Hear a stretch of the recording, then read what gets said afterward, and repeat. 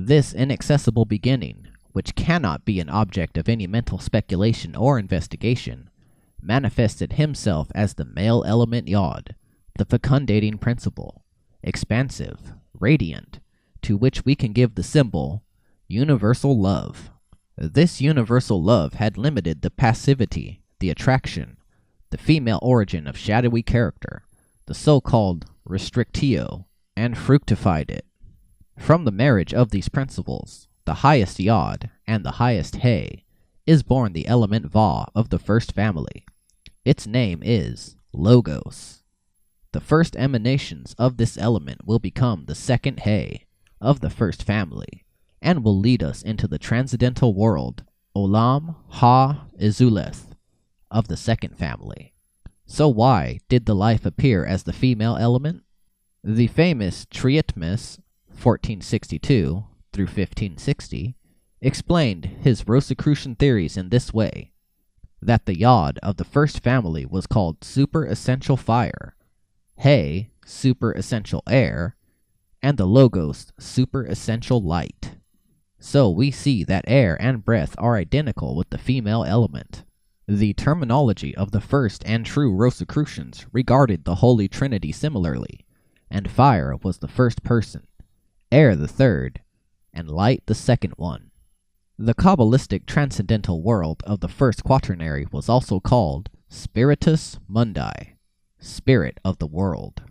In the second question, the Beth Arcanum, absolute being, beyond the limits of individuality, points to the female principle as something existing and corresponding to the male principle, something which should be learned, gnosis or knowledge, necessary for the development of the whole of the major arcana. In the fifth arcanum, He is the form which accepted the Beth Arcanum, human soul. Beth represents the realm of the female principle, and He fills this realm with existence in form. We know that the higher the numbers of the arcana, the more concrete becomes their meaning. Beth has the throat as its hieroglyph, and He is just the breath which comes from that throat. Now, we may pass to the numerical analysis of this arcanum. Equation number 9. 5 equals 1 plus 4. Equation number 10.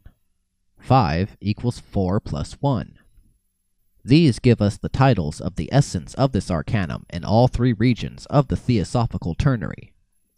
So, for the archetype, 1 means the divine essence, and 4 the basic necessity of a form. The radiant element of the divine essence shows us the choice of the positive pole for the valuation of mental activities. Forms not spoiled by their irregular reflection and refraction become synonymous with good, and when the forms are corrupted, only with evil. So we have a new title, Magnetismus Universalis, or Scientia Boni et Male. In the human world, 1 can be interpreted as ver, man, the active and fecundating principle, cosmic consciousness, and 4 as elements from which the human body is constructed, also as auctoritas, the secret of ethical rule in the center of the cross, quaternary. In both cases, the fifth element is mysteriously added to the 4 primary principles existing in the outer world, directing their transformation and giving the possibility for realization of the great action. In alchemical terms, this principle will be called quintessentia, and this is the second title of this arcanum. Realization of matter must be fourfold. Therefore, we have 4 elements here. On the plane of nature, we will find the title of the fifth arcanum, providing we are able to see through the outer manifestations of the 4 elements, which belong to the fourth arcanum, the element of natura naturans of the first arcanum added to the fourth. Whoever, by deep concentration and meditation supported by right activity in the outer world, will see this unity beyond the limits of the outer 4, will attain the natural religion, his reward for contemplation and inner merging. That is why the title of the fifth arcanum in the kingdom of nature is Religio. If in dividing 5 into 1 and 4, we will accept 4 as the world of elements, and 1 as the higher conscious beginning, then the sum of 1 plus 4 will symbolize man, as master of the elements, and ruler of the impulses of his elementary nature. By placing 4 first, and 1 second, we obtain the reverse result, that is, the formula of an impulsive man, whose manifestations depend upon the outer influences on his physical nature.